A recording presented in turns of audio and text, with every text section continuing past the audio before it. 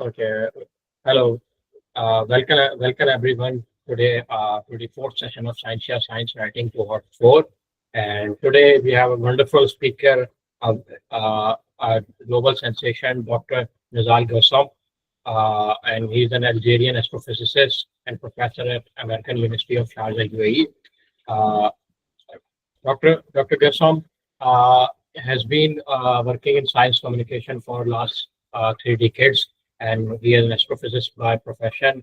He has been he has been writing for multiple global forums such as Gulf News, Huffington Post, Nature, and so on. And he's an author of multiple books, and he has been a very phenomenal voices in the Islamic world in terms of astronomy and science communication.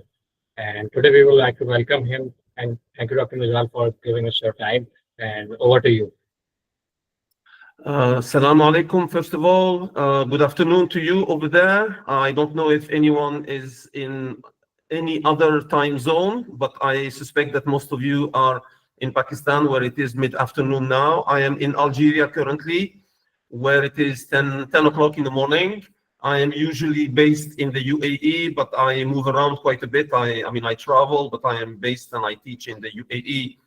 I want to start by thanking Mr. Fous Siddiqui and Ms. Sadiqa for the invitation, and even more so for organizing these kinds of workshops, because as we were saying just offline a moment ago, this is extremely important that our part of the world receives this understanding and information about science for the general public, science for educated people, science in an academic or a school educational context, but science also in the media more widely. So let me start with my presentation, and hopefully I will not take too long so that we can keep some time for the discussion and questions and answers. So as you can see from the title slide, I titled this talk, "The Role of Science Writers," that is you and me and all of us involved in this workshop, "in the age of pseudoscience." I will explain in a moment what is this pseudoscience and why I think this is so important that it required me putting it in the title and spending several slides on it. And I will also explain shortly why I claim that we are now in the age of pseudoscience. So let me explain, and then I will move on to other topics, how you science writers need to enlighten, explain, educate the general public so that we really get a firm and clear and correct understanding of science in particular, and then science in relation to religion, Islam, or in relation to policies, whether educational policies, media policies, economic policies, and so on. As you can see, this outline is quite long. There are a number of points, but I promise that this will not take way too long. Hopefully, I will finish in maybe 45 minutes or so, or even less. I will skip the brief note about me because Mr. Fous Siddiqui has kindly introduced me, and you have a brief bio, so you know who I am, what I do, why I am here in this workshop, or what kind of books, which I will mention at the end, some of which have been translated to Urdu that I encourage you to get and to read. But then I will start immediately explaining why science writing matters now, why such workshops are important, why your work as trained, experienced science writers, why this work is important. And then I will move on to common public misunderstandings. And then I will spend maybe 10 minutes or so explaining the topic of science and religion, how they intersect, how they relate. Should we separate them? Should we relate them? How do we navigate this intersection between the two correctly well for the general public, doing justice to both and to the relation between the two, neither rejecting nor integrating in a improper manner. And then I will spend maybe the last several slides on what science writers need to do, sort of giving you some general advice, what you need to do for the general public. I suspect that some of the ideas that I will be presenting to you, you will have heard already in the past or in this workshop, but it's always interesting and important to hear it from different people. But I hope that some ideas that you will hear from me will be a little bit new, and it will not be just a repeat of what others have already told you. So I will give you some tips and tools for the science writer, meaning you. Why science writing matters now? Why your work is absolutely vital and crucial for our society today? Because, as I mentioned in the title, there has been a rise of misinformation and pseudoscience. What is misinformation? Misinformation is when some idea, some content, some information is transmitted but is actually incorrect. So this is misinforming people, giving them the impression that you are informing them, but you are actually transmitting false information. So this is simple misinformation. What is pseudoscience? Pseudo means something like close to, not quite, not really. So pseudoscience is something that looks like science, but is not science. What do we mean? It means when some information is presented by people, by some websites, by some speakers, by some YouTube videos, where it sounds like they are talking science. They are talking to you about vitamins. They are talking to you about medical treatments. They are talking to you about topics that sound like this is scientific. They are even using some scientific jargon. So they will say the cells and the organs and the vitamins and this and that and the virus and blah, blah, blah. But at the same time, they are not using scientific methodology. They are not subjecting their claims to scientific testing, to scientific probing. They are not relying on evidence. They do not accept that we check their information. So it sounds and looks like science, but it is not like science. So for example, during COVID-19, during the pandemic, there was so much pseudoscientific and misinformation, pseudoscience and misinformation that was being transmitted right and left, because people were a little bit lost. They didn't understand what is this virus doing, what is this pandemic, what will work, what will not work. And so people started to talk about vitamin C, herbal teas, and all kinds of ideas that sound like they are talking science or presenting scientific information, but actually is not.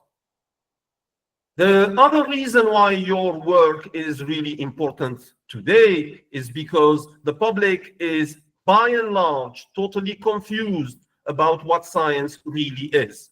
If you ask people what is science, they will not, most of them, 95% of them will not be able to define for you in 1 or 2 sentences what is science. That is our role, to try to clarify what is science, how is it different from philosophy, from religion, from politics, from sociology, from what is science. And when I say science, I mean natural science, the natural sciences. So what is it? So it's important, and this is, as I will say later, part of your mandate, part of your charge, part of your responsibility to clarify these things. Otherwise, we start mixing apples and oranges, and then people start to bringing information from tradition, from religion, from technology, from whatever, and they think this is part of science, or science is being brought into religion, or is being brought into politics, or whatever. There's an opportunity, therefore, and responsibility for science communicators. And I'm showing you here just some general images to show you the kind of misinformation and pseudoscience that is so widespread today. The diagram on the left is about astrology, which is extremely widespread in all languages, everywhere. Most people think that there is some truth to astrology, including many of my university students. When I teach astronomy and I start asking students, what is astronomy? What is astrology? what is true in astronomy and how do we know that it's true? Is there anything true in astrology, and on what basis do you think this is true or not true about astrology? Most of them are totally confused. The image in the middle is supposed to represent homeopathy. I suspect, or I imagine that most, if not all of you, know what homeopathy is. Homeopathy is this claim that if you take a little bit of a given disease, let's say there is a virus or there is a bacteria or something, and you put it in a liquid and you start diluting it. You take just one drop and put it in a liter, and then you take another drop of that. So you dilute it, so the concentration is absolutely very, very, very small. They claim, the homeopathy people claim, that if you use these tiny, tiny concentrations of some disease, then that becomes a cure of that disease, this homeopathy. There is absolutely no truth to any of this. There have been many studies. Nothing has shown any efficacy, any such thing. And yet, as you can see from these current contemporary images, these things are still widespread everywhere. There are entire pharmacies around the world that do homeopathy drugs. They sell, they make millions, and so on. And the image on the right is cupping. Cupping is this sort of practice that has existed for centuries and millennia, where you draw blood from the skin, or sometimes you do bloodletting. You make a little cut and you draw out blood. And the claim is, if you remove a little bit of excess blood, then that can be treatment to specific diseases. Again, this bloodletting and cupping, which is so widespread, especially in our part of the world, has absolutely zero truth to it. So this is the kind of pseudoscience that I'm talking about. I just want to give you a few examples of common public misunderstandings. So what you hear around when you talk to people, they will say, for example, isn't science always changing its mind? And the answer is no, science is not always changing its mind. Science is refining its understanding. It is improving its knowledge of some topics. It is making progress all the time. And very, very rarely in any field, in any topic, maybe on average once or twice per century, there is an overturn. There is what we call a scientific revolution, a completely new idea, and we drop some past understanding, and we adopt a new understanding, and that is called a scientific revolution. But this is extremely rare. Most of the time, it is the same knowledge that we have, but we refine it, we improve it. So it is certainly not true, and it is important that you explain to people how science progresses, and that it's not true that science is always changing its mind. Here's another idea that we hear all the time. Scientists often disagree, people say. I keep hearing scientists debating, disagreeing. For example, on climate change, they will say, I heard some scientists who refuse and reject climate change. Some believe that there is some change in the climate, but it is not due to human production of greenhouse gases, etc. And so the claim is, I am free to choose the viewpoint that I am happy with. If the scientists are in disagreement, then I am free to adopt this viewpoint compared to this viewpoint. So you cannot force me to say, no, you have to accept this. And the answer is no. Science does thrive on debate within a framework of evidence. On what basis do you say this? Let me check, let me debate. I respond to you, you respond to me. We make some more experiments. We do a little bit more study. And in the process, we converge, or we move toward better understanding and more correct and more agreement. So it's not true that scientists are in disagreement and then it's a free-for-all and you can choose whatever viewpoint or position you like. Here's another idea that you find widespread out there, and that is natural methods, natural products, especially vegetables, herbs, fruits, anything in nature, natural is always best. So people think that if you give them drugs, medical drugs, which are synthetic, They are artificially produced in factories. They are made by chemical processes. They are found from chemical research, biochemical research. They say, no, I don't like these drugs because they are artificial, they are factory made, they are chemical, they say there are a lot of chemicals. There is this word, chemicals. They think that the word chemicals is bad, is dirty. No chemicals. No, I take only natural products. I try to cure myself using natural products. And this idea is largely wrong, because many natural foods are dangerous. There are many mushrooms that are actually lethal. If you eat them, you die. Raw milk is very often full of bacteria, and you have to be very careful not to drink raw milk that hasn't been cleaned or treated to remove the bacteria and so on. Many artificial products, for example, antibiotics, are actually life-saving. They're not just good for you, they are life-saving. And the reason why we have made so much progress in life expectancy, why only 70 years ago, the average life expectancy average was something like 40 years. There were millions of people, of children who died in their first year. Now, children who die in their first year are extremely rare, because any infection they get early on, and their body is not quite equipped yet to fight those infections, now we can treat with antibiotics. Antibiotics, 99% of them are not natural. They are synthesized and they are made artificially. So it's not true that natural products are always better, and it's not true that artificial products are necessarily bad. Another example is people think that alternative medicine, such as acupuncture, this is acupuncture, homeopathy, which I explained a moment ago, etc., is better than, quote, Western medicine. So you hear this all the time. They say, no, I am going to do bloodletting, for example, hijama. I am going to go for some session of acupuncture. I'm going to take some homeopathy product, etc., because they think that these alternative medicines, they are traditional, they have been used for centuries and thousands of years, they are better than, quote, Western medicine.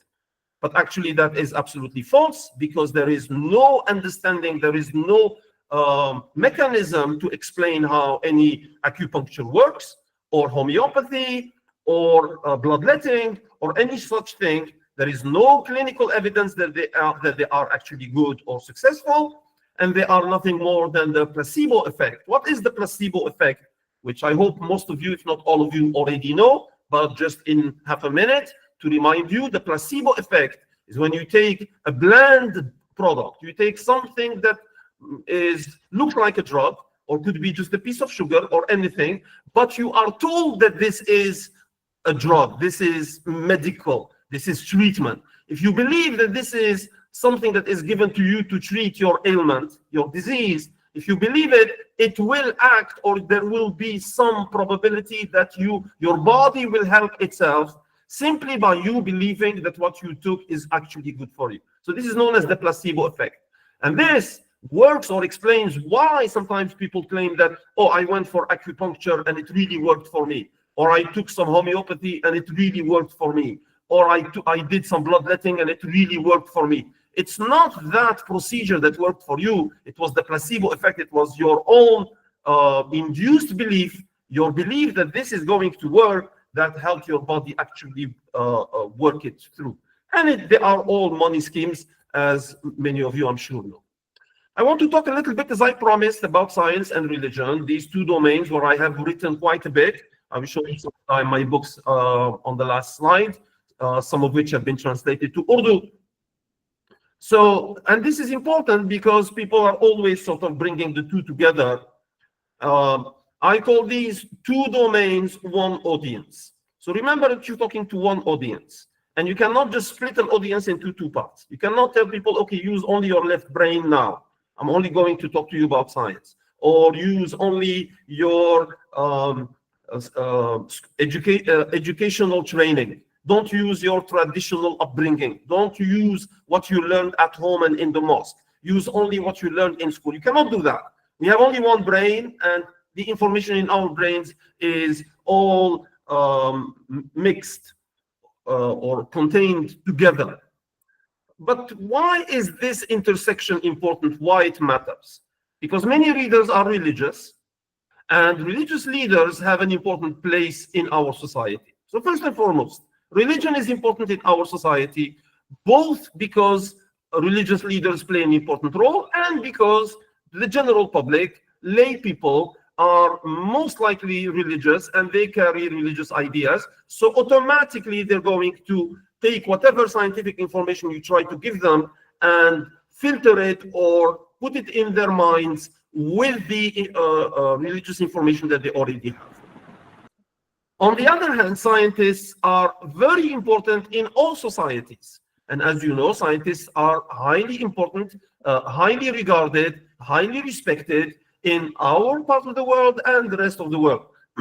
So we have the Muslim world where religious leaders are important and scientists are also important.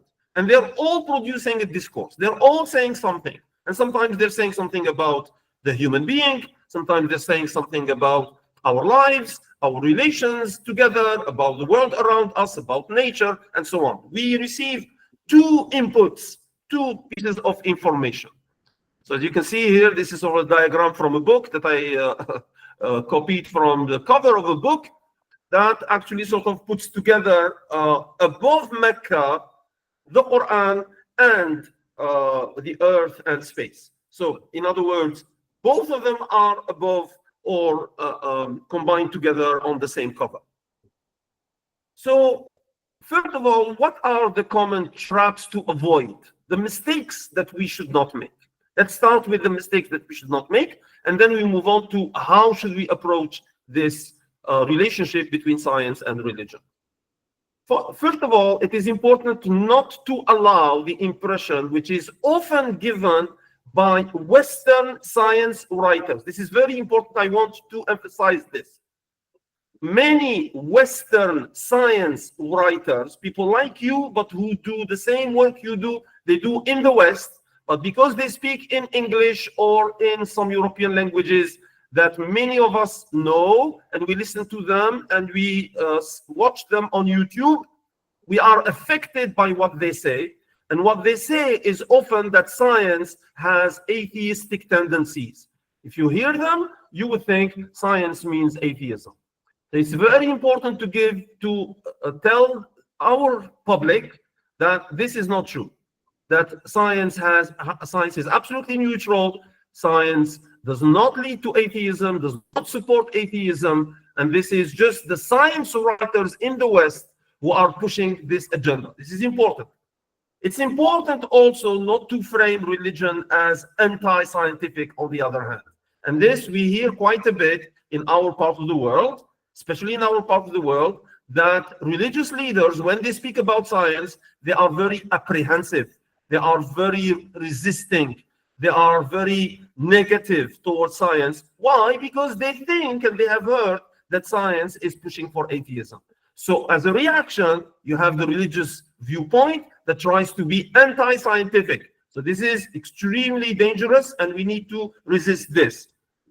The third mistake not to make is some religious leaders or religious people try to claim that science can prove religious claims or vice versa, that religion can prove science or science can prove religion.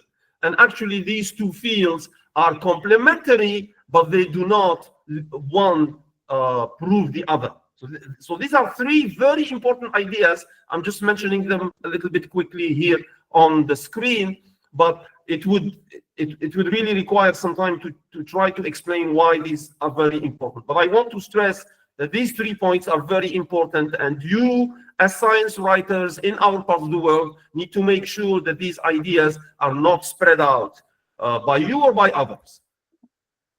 How to navigate this relationship well now? So now let's be constructive and positive. Instead of saying don't do, avoid, be careful, now we say, okay, what should we do? How do we do it right? First of all, respect boundaries. Boundaries of science and religion. Each one is a magisterium, as we say, as they say in philosophy, meaning two fields of knowledge, two fields. Science explains physical phenomena. This is in like 4 words, as simply as I can put it, to try to summarize what science does and what is the area and boundary and field of science. Science, or by this I mean natural science, meaning physics, astronomy, biology, chemistry, geology, etc.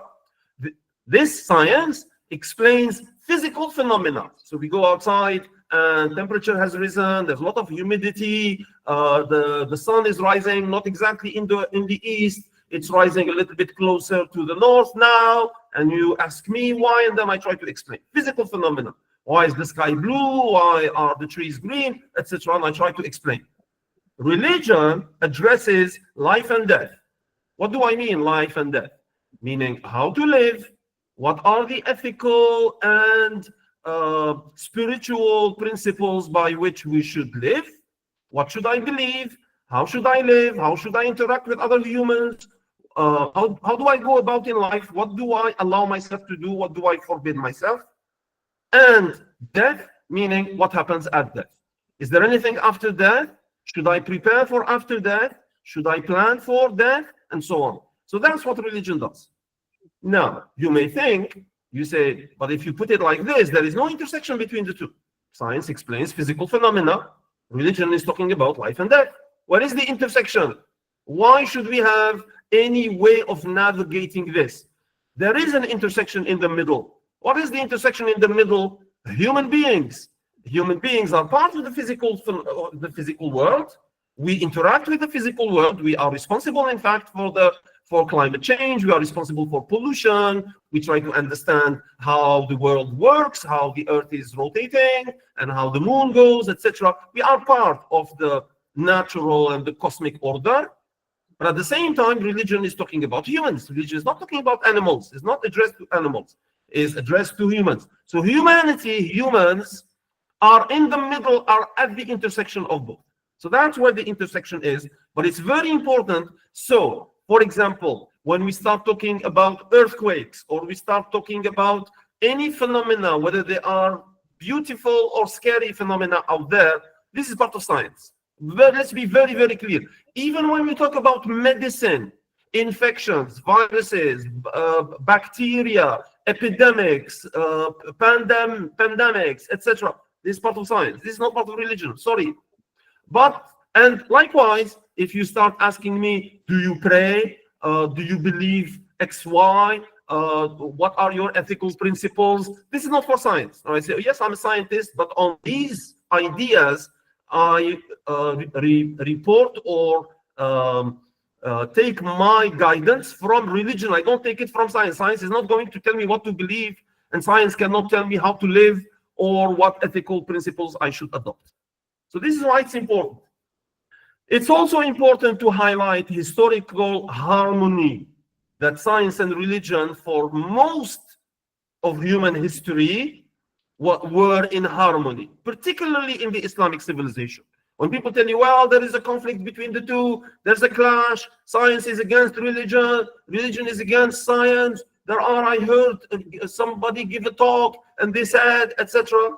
You should go back and say, wait a minute, let's go back and look at history. And you will find that for most history, in our part of the world, in our civilization or other civilizations, science and religion were almost always in harmony. This is important. And then it is important that we acknowledge complexity, that these topics, that many of these contentious, controversial topics are not easy. They are complex. Doesn't mean we cannot address them. It doesn't mean we cannot have answers, that we cannot reach conclusions, but they are complex. So it's important. It's not simple, oh, I'll give you the answer. If you ask me about the moon, I'll give you some simple answers. But if you ask me about bioethical questions, it's not going to be an easy answer. If you ask me about how do I explain evolution to Muslims and where does Adam fit in this scheme and so on, that's not going to be an easy answer. It's not going to be a 1-minute answer. But if you ask me about the sun, I can summarize the sun to you in 1 minute. So it's important that we acknowledge that these topics are complex. that there is a lot of ideas to develop and to explain, and that we should encourage dialogue on these topics. Very important. Now, what science writers like you need to do? So this is sort of my recommendations from my experience in writing. I think you have already been told that I have published, I don't know how many now, at least half a dozen books, many of them translated to 5, 6, 7 languages. I have written, without exaggeration, probably 300 newspaper articles in different languages, many of them in English. You can find them on the web, and many of them in Arabic, some of them in French. I have published a number of magazine articles, interviews. I've given hundreds of lectures, and I have a YouTube channel, most of which is in Arabic, where we recently celebrated our episode number 300. So if you go to my YouTube channel, you will find about 350, 400 videos, most of them in Arabic, but some of them are in English, and I also speak French, so there are some videos in French or interviews in French. The reason why I say this is not to tell you, yo, look, I'm a great guy, I have done a lot. No, that's not my point. My point is I have acquired some experience in science communication, a lot of it in writing. So I'm a science writer. As I said, several books, many translated, hundreds of newspaper articles, etc. But many of them also in YouTube video recordings, podcasts, interviews on TV, on radio. And from that experience of more than 30 years, I'm trying to give you a little bit of recommendation or advice. So first recommendation is, it is important that you try to clarify the nature of scientific knowledge. Scientific knowledge is not the same as religious knowledge. It's not the same as artistic knowledge. It's not the same as historical knowledge. Scientific knowledge is first and foremost evidence-based. I tell my students when I teach them science, I teach astronomy, I teach physics, space science, astrophysics, and so on. I tell them from the first week, listen, anything you hear from me, you need to immediately ask yourself, how do we know this? If somebody asks me, if I tell this information to someone, would I be able to tell them how we know this? From where do I get this knowledge? What is the evidence for this? It's not important. It's not enough that you know something. It is even more important that you know, how do we know this? What is the strength of this information, of this knowledge? Evidence base. It is also, scientific knowledge must be falsifiable. What does falsifiable mean? Mean testable. Mean it is, you can subject it to confirmation or falsification. Meaning, if you tell me anything, if you tell me something, and I can test it to check whether it is false or true, then even before I have tested it, whether it's false or true, I can say this is scientific. Why? Because you have given me the possibility to check it. Now, if you tell me something and I say, well, how do I check this? And you say, well, you can't check it, you just have to accept it from me. Then I say, okay, maybe I like it, but it's not scientific. Maybe it's artistic, maybe it's religious, whatever you like, but it's not scientific. Why? Because I cannot test it. If I cannot test it, you say, but it is true. I say, how do I know it's true? Just because you say it? No. I have to be able to test it. And after I test it, and I find it to be true, then I will accept it. Or if I accept it before I test it, I have accepted it as a non-scientific claim or piece of information. Just to be clear, if you say something is scientific, it means it can be tested by others. And peer review, you all know, means the rest of the scientific community can check and discuss this and conclude in the end that this is true or not. Any piece of information that somebody puts forward that fulfills these requirements is scientific.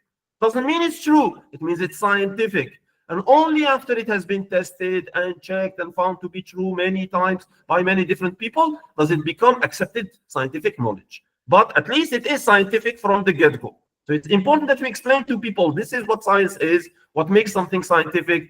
If something does not, as I said at the beginning, does not fulfill these criteria, but sounds like science, then this is pseudoscience. So now you can see the understanding or the difference between scientific and pseudoscientific. Science is self-correcting over time. This is extremely important. Science, it does not always get it right from the first trial. Very often we make mistakes. We scientists make mistakes. We make an experiment, find wrong results, and we don't realize, or we made a mistake in the experiment and found some results, and we didn't realize there was a mistake. It wasn't set up properly, or in the derivation, in the calculation, in the simulation, in the code, programming code. I made a mistake and I found some results, and I didn't realize it is mistaken. There's an error in it. But because it is subjected to peer reviews, because it is falsifiable, it is testable, it will be tested, then over time it will be corrected. So science corrects itself as it goes. Scientific knowledge is provisional, not absolute. There is nothing that is 100% final. Sometimes it is 99.99% established. We have checked it many, many times. We don't think this is going to be overturned in the future. But most of scientific knowledge is provisional, meaning for now, for the time being. And sometimes it is very strong and sometimes it is not very strong. So you have to always ask, especially if you're writing about science or you're reporting about science, you have to tell people to what extent this is established. And then you say, oh, this is provisional. This is just a proposition. This is a hypothesis. This is a new idea, new theory. Or you say, no, this has now been tested many, many times. This now everybody accepts. It's not going to change in the future. Even though it is provisional, it is still very powerful. This is another very important idea that we need to convey to people. And as I said, the above, the first 3 points, need to be contrasted. This is what you need to do. You need to show people this is what science is, and anything that does not satisfy these criteria is actually pseudoscience. So that's what astrology is pseudoscience, energy healing, anti-vax, homeopathy, all of this is pseudoscience because it does not submit itself to the above criteria of scientific knowledge. How to do that well? Now, another piece of recommendation and advice to you, science writers, is how do we do our job, our passion, our work, the science communication? How do I do it well? I know what I need to do, but how do I do it well? First of all, it is extremely important that you make sure that the information you convey, you pass on to the general public, to your readers, to your audience, whether you're speaking to children, or you're speaking to adults, or you're speaking to students, or you're speaking, wherever you are speaking or writing, that your information is accurate. That's your first priority, that what I tell people is accurate. Check, double check, triple check. Make sure that the information you convey is accurate. Number two, avoid oversimplification and hype. Oversimplification is when you try to simplify ideas, but you have simplified them too much and they have lost their actual content. Now you're really presenting a cartoonish version of some field of science. You have to be very careful that you simplify, but not too much. There is a quote from Albert Einstein that I really love and I repeat almost every time I give a lecture, even to my students or to the general public. Einstein said, everything should be made as simple as possible, but not simpler. This is very important. The last part, but not simpler, is the key part in this quote. He said, everything should be made as simple as possible. Try to simplify. Try to focus on the essentials. What are the primary ingredients, the primary ideas, principles in this thing that I'm trying to explain to people. But don't simplify too much, but not simpler, because if you simplify too much, you start losing some of the key ingredients, then you're not really explaining the main topic as you were trying to do. Use clear, engaging analogies. Analogies are some of the most powerful tools of science communication. Analogy. Always try to find something that resembles, that is simpler, closer to people's minds. You say, okay, you know how a little factory works? Well, that's more or less how a cell works, but there is a difference, because the way the cell works is by passing on information through pieces of genes, whereas the factory works by passing on orders from the blueprint or whatever. So you try to make an analogy, but you always try to show people where the analogy is not perfect. Analogies are almost never perfect, but you use analogies and you also at the same time show where the analogy is not perfect. Explain what we know and how we know it. As I said, it is equally important, perhaps even more important, to explain to people how we know something. Not just what we know, but how do we know it? And how well do we know it? How strong is the evidence for it? Is it multiple? Has it been tested and checked many times? Has it been done by different groups, different laboratories, etc.? How do we know this? From where the evidence comes? And then tap into wonder, relevance, and ethical stakes. Always show why this idea, this information that you're trying to convey to people as you're writing about some topic, whatever it is, why it is fascinating, why it is wondrous or wonderful, why it fascinates me, and I want to really listen to you. I want to really read what you have written. How is it relevant to my understanding of the world, or even to my life, or even to my education? And what are the ethical stakes? Why I need to know this, because it relates to what we should do and what we should not do in society.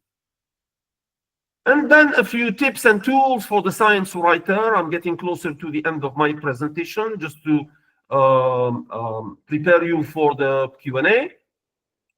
You need to make sure that you identify trustworthy sources and conduct expert interviews. Always check your sources, identify the sources that are really trustworthy, whether they are experts, or they are websites, or they are books or magazines or programs or university, whatever sources you get your information from, make sure that they are trustworthy and at what level of trust they are. And number two, as much as you can, reach out to experts and interview them so that they explain to you, they confirm to you the information, and they explain to you why this is important, how it works, etc. So you're not just relying on sources. Number two, watch for hype. I forgot to mention the idea of hype in a moment ago. What does hype mean? Hype is when people exaggerate too much. They exaggerate. We have discovered a new product that is going to revolutionize, computers, and now we're at the cusp, at the threshold of quantum computing. And you say, wait, we are far away from quantum computing. We're not even at 10 years close to quantum computing. There may have been some good progress, even maybe a breakthrough, but let's not exaggerate and start making big claims. And be careful when you get press releases, which science journalists always use, because when some research group or some scientist or university or whatever agency wants to publicize its work and its results, it will release a press release. It's a communique, it's a short statement, typically 1 page long, something like that, and we say, our scientists have made a breakthrough, they have discovered this, and they're going to change, and this is going to revolutionize, and blah, blah, blah. Be very careful that press releases are very prone to hype. Press releases are not the best, most trustworthy sources. Always double check, always reach out to other experts, always look for additional sources of information. Learn essential scientific reasoning and statistics, extremely important. What is the probability that this is true? To what statistical level is this result? Is it, for example, many people don't understand the idea of 3 sigma, 5 sigma result, etc., 2 sigma result. You as science writers need to be very familiar with this kind of jargon. Not because it is jargon, but because it really tells you directly or indirectly how strong this result is. So before you communicate that kind of result, you need to understand and ask, okay, so this result is with what statistical strength, what probability, etc. And the scientist typically will quote, how many sigma the result is. And use visual tools wisely. Be careful that sometimes visual tools are not representing things properly or correctly. Visual tools are always useful. They bring something closer to people's minds, but they are not always accurate. So you have to be very careful. You should use visual tools, but always be careful, especially now we have all kinds of tools with artificial intelligence, ChatGPT. In fact, even the diagram you see at the bottom of the screen, I generated with ChatGPT Plus, just to illustrate. But you have to be careful that the illustrations are proper, they are not mistaken, they are not conveying something erroneous or incorrect. And keep your audience in mind at all times. Who are you addressing? Are you addressing an educated public? Who is your reader? Are you talking to students? Are you talking to children? Are you talking to people who are knowledgeable of this topic, and so on? So in conclusion, science communication isn't just reporting, it's a social mission. You are very, very important agents in society because you are the link between scientific knowledge and between the public at large, the audience, society.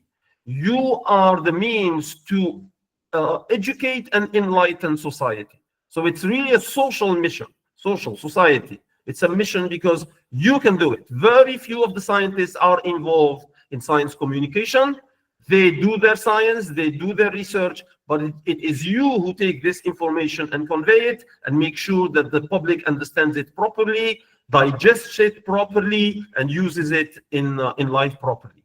You stand at the intersection of knowledge and society, as I said. And last but not least, you need to make sure that you communicate carefully, responsibly, and with humility.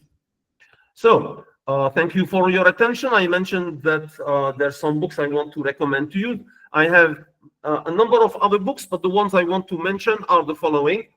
The one on the right, The Young Muslim's Guide to Modern Science, has been translated. Actually, most of the translation was done by Ms. Sadiqa, whom I thank. And it's been published in Urdu, and it's been published in other languages as well, but it's available in Urdu, and it's not expensive, so I highly recommend it. And also this book, which has not yet been translated, it's a booklet. The reason why I'm recommending it is because first, it is brief, it is short, it's only 80 pages. This one on the left, Islam and Science, and it is very recent, was published in 2023, so it's less than 2 years old. So people who want to get more into the Islam and science, Islam and religion interface, and how do we navigate these topics, etc., this is probably the best reference because it's short and very recent. But if you want to understand science much better, especially, and even a lot of the ideas that I discussed today, but many that I did not discuss, including a brief history of science, what we know today, what we still don't know, etc., I recommend the book in the middle. Thank you for your attention, and I'm happy to answer questions now. Well, thank you, Dr. Raj. This was really comprehensive and intersecting between a lot of topics, and it was very effective to learn. I think now we can have Q&A. You guys can raise your question, and I will be happy to moderate. And Dr. Nidhal is ready to answer.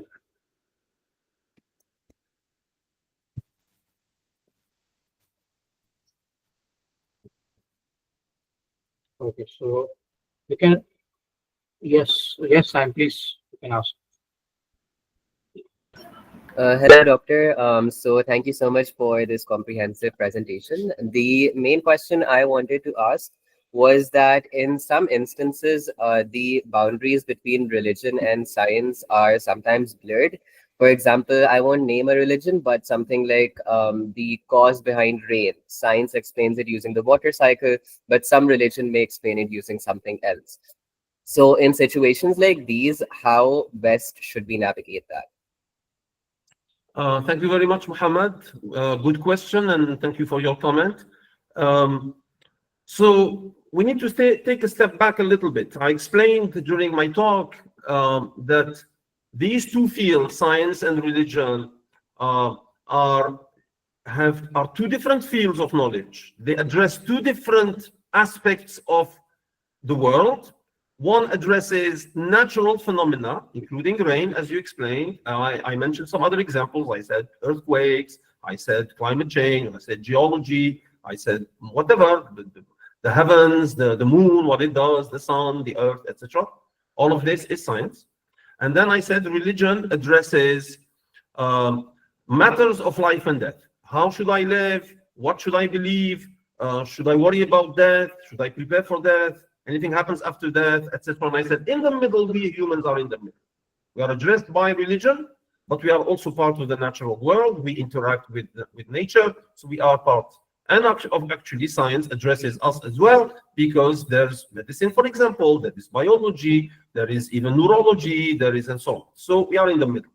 Now, some topics are squarely in the science realm. So when we talk about rain, earthquakes, volcanoes, blue sky, the moon, etc., this is science. Religion shouldn't have anything to say on this. And when we talk about should I believe in heaven and hell, should I believe in God, in spirit, should I forbid myself from eating this or doing that? That's not for science. This is squarely in religion. There are some topics that are in the middle, as I said, for example, human evolution. That's scientific, but also religion wants to tell you, okay, what are your ancestors? Who created you? How did you evolve? So there are some topics in the middle. When we get to topics in the middle, then there is some discussion, and then we get to how do we address this topic in the middle, such as I said, human evolution or bioethics.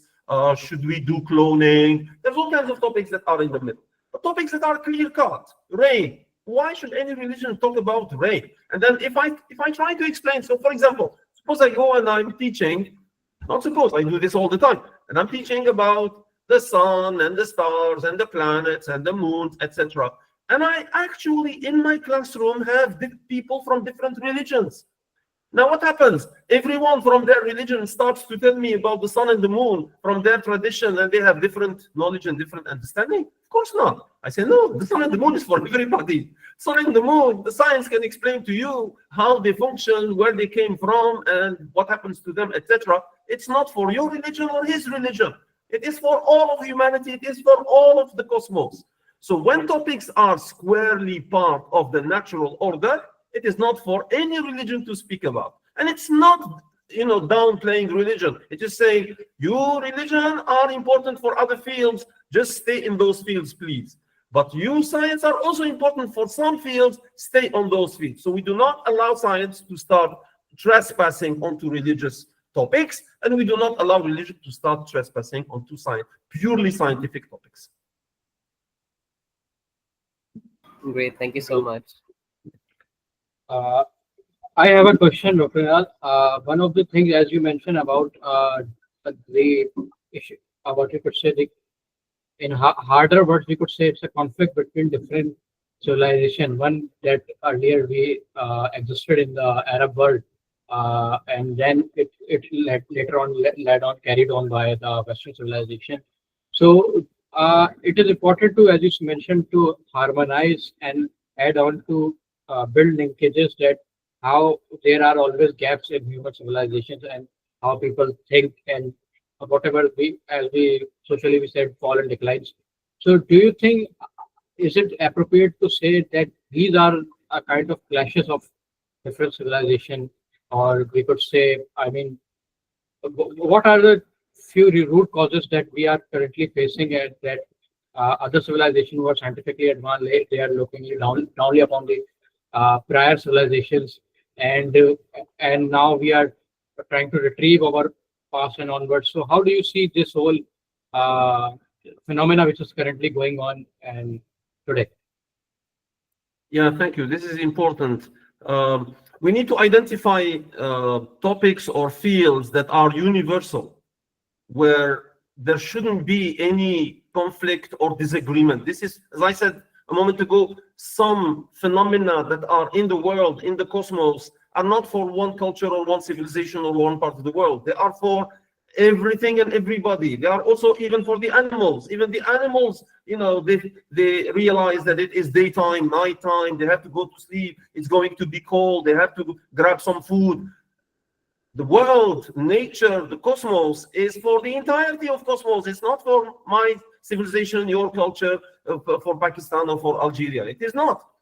But we also need to identify that there are some cultural aspects to our lives. And these cultural aspects, it is perfectly fine to preserve culture, to preserve how I live, how I celebrate certain holidays, how I adopt certain calendars. I look at the crescent, or we calculate the crescent. There is absolutely nothing wrong with that, as long as the science I'm doing, the calculation of the crescent and the calendar, is perfectly scientifically correct, and I have many non-Muslim astronomy friends who are interested in the crescent. There is nothing wrong with that. The scientific part is for all of us. Muslim, non-Muslim doesn't matter. And I have some non-Muslims that I have exchanged many times. They look at the scientific part of it. I look at the scientific part, but I also look at the religious aspect to it, because it's going to determine Eid, it's going to determine Hajj, it's going to determine Ramadan. So for me, there is cultural aspect. So we identify what is universal, what is for all of us, and there is no need for any clash over this. And we identify whatever is cultural, and I say, this is for my culture, and you have your own celebrations, or you have your own ideas and your own way of life, and there is nothing wrong. So science, the beauty of science is that it is universal, and it can really bridge all of us. It can really connect all of us from different cultures, different languages, different parts of the world, different religions, but we share the same science, we share the same nature, we share the same cosmos, and we can do things together.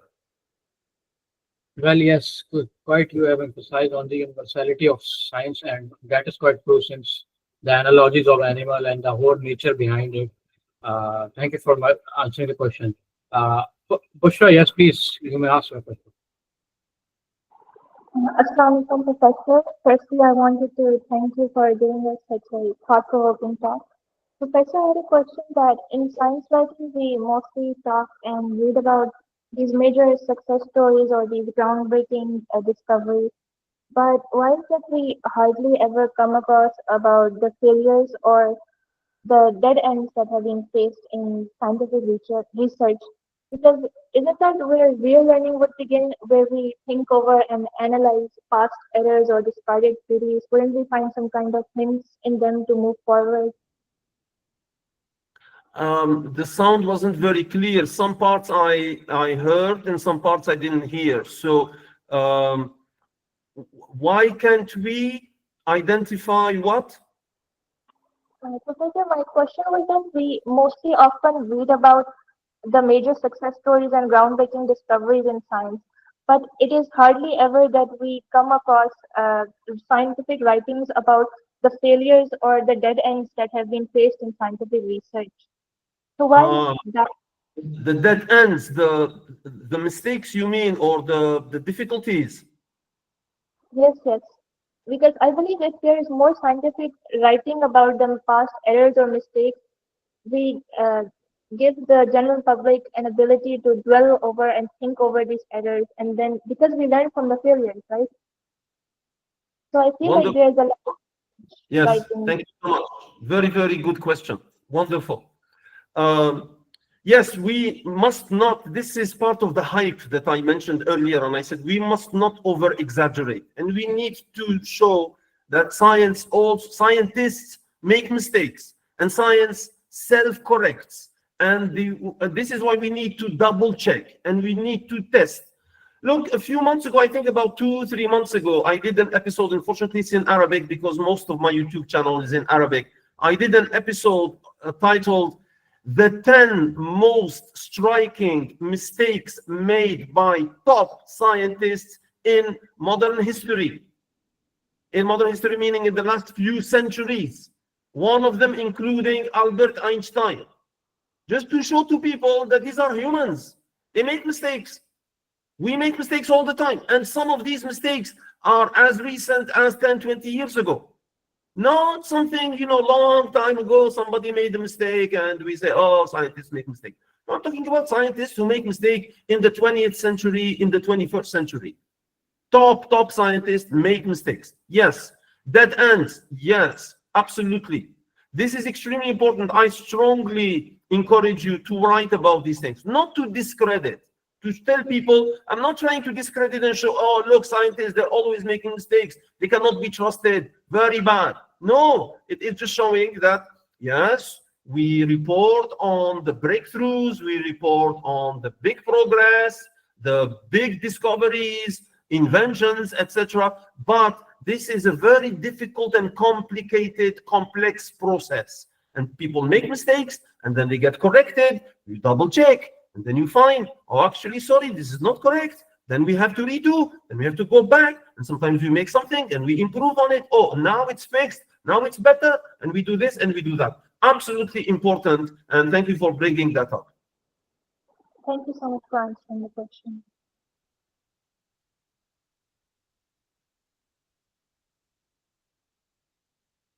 I don't know what Fuz is, but Salsabil has a hand raised. Go ahead, Salsabil. Hello. First, I would thank you so much for this insightful talk. And I'm, as someone, I would ask about in the past, the Islamic world used to see itself as one unity, and today, however, we rarely see that same sense of connection, even in scientific field. So, do you think it is important for the Muslim world to rebuild as a sense of unity and collaboration in the field of science? And if so, how can we foster stronger connections between Islamic universities and institutions? Excellent, excellent. Very good. Thank you, Salsabil. Yes, very important. So, on the one hand, we need to realize that science is universal, as I said. And so, in principle, I should be encouraged to do research with everybody, not just people from the Muslim world. I have a lot of connections and collaborations with people from around the world, Muslim world and non-Muslim world. But in principle, yes, it's open to everybody, right? Plus, the Western world is way advanced. Well, by Western world, I also include, maybe we should also say the Eastern world now. Japan and China are extremely advanced, and there's a lot of top research that is being done. They have major facilities. There's major funds and grants. A lot of money is being spent. So if you want to do research, you want to do good research, and of course, you need to collaborate with people in top countries. In North America, in Europe, in China and Japan. Even India now has a lot of good research. So just because we are Muslims and we want to support each other and we feel affinity with each other and we are part of the same ummah, etc., doesn't mean that we should ignore the rest and say, no, we need to work together and support each other. No, science is universal like that, and I should connect with top people wherever I find them. But at the same time, it is important to collaborate south, so to speak, with our fellow countries. Why? Well, because we have a natural connection. It's easy, very easy. So for me, for example, if I go to Pakistan or I go to Malaysia, and we are doing some research or doing some discussion in a workshop, and then it's time for prayer, and then we break for prayer and we go for prayer. I feel very comfortable because they are all same Muslim brothers, and we go to pray, and then we come back, and then the food is all halal. I don't have to ask what is this food, who brought this, what kind of meat this is, etc. I don't have. It's very easy, very comfortable to interact with countries in the. Plus, we feel, there is this saying. I think it's one of the prophets saying that the charity.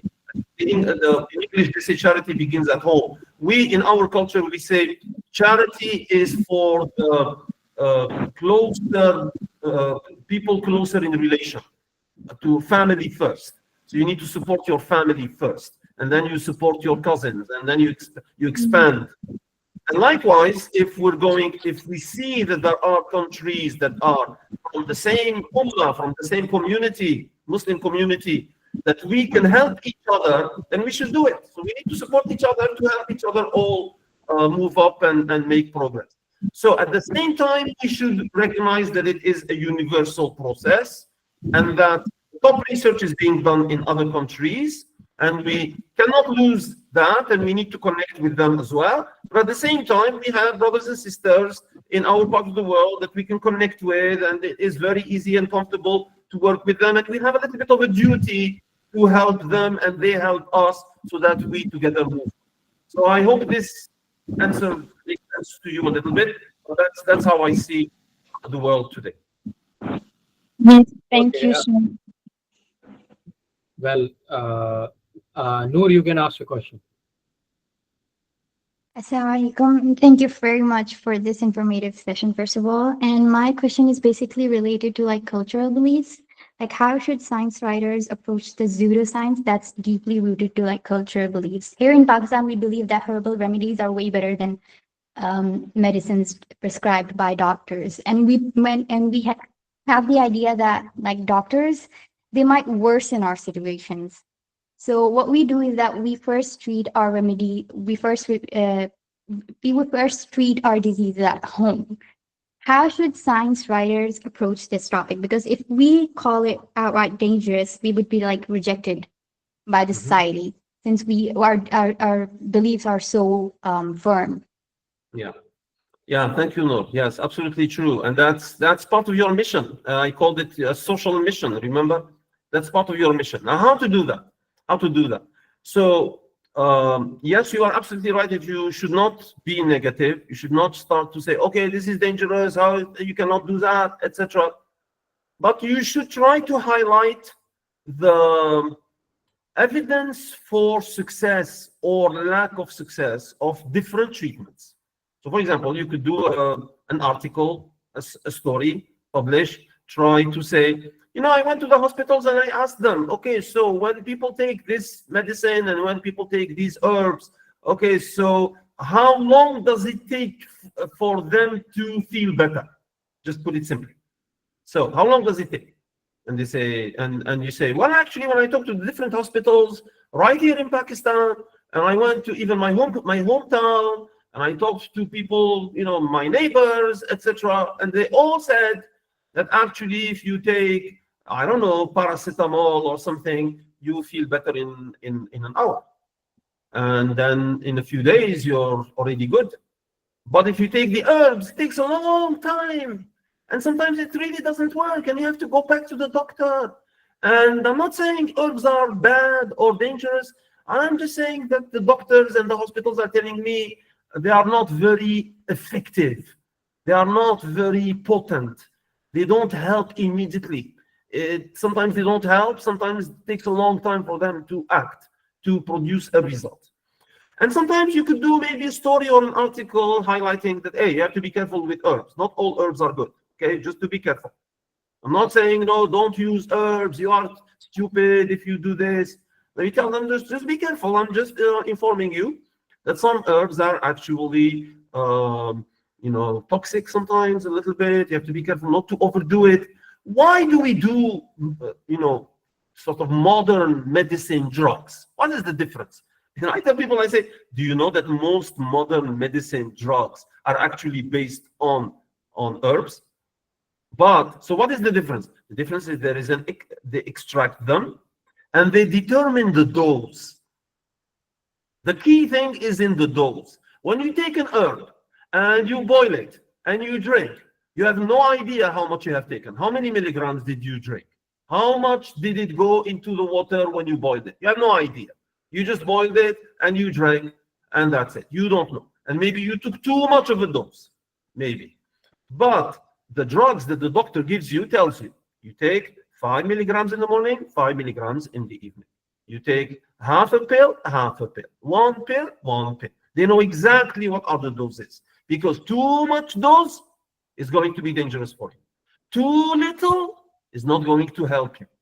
So that's the difference. It's not that the herbs are automatically bad, dangerous, stupid. Some of them are toxic, especially if you take them at large doses. Especially if you drink too much of it, you keep drinking. Say, the people told me this is good, so I keep drinking. No, you don't. Are you crazy? So you could do articles to try to educate people so that they become a little bit more careful and they start to see that I have to be discerning. I should not just drink anything just because somebody told me. And I asked actually the hospitals right here in Pakistan, and here's what they told me, etc. And gradually you start to enlighten people. Great, thank you so much. Well, I think we have had quite a many questions, and now we are quite past the time. I think if I am I audible? Sorry? Am I audible? Oh yes. Yeah. I can hear you. Yeah. I'm audible. Yes. Okay. So I would like. I think we are quite past the time. And thank you, Dr. Nidhal. And it was really a wonderful session. Such a comprehensive and diverse topics you covered, as well as writing tips and how science communicators should interact and what is their responsibility. And actually, quite how you emphasized as socially how we are connecting the scientists and the general public, more appropriately, how you see the Eastern investment world and how we should all interact, and how the overall universality of science. And I think I totally agree that we should see and navigate into this in this way, and such a wonderful viewpoint. And thank you for your time. Thank you for joining. And I and all the participants would like to reconnect you in near future. And thank you for your time. Thank you for inviting me, and thank you for the work you are doing. I am delighted to see your efforts, and I'm always happy to help and support. If you need me in the future for any lecture or even a session just to, question and answer without even presentation, I'm happy to do. Amazing. Thank you, Dr. Nidhal. Thank you.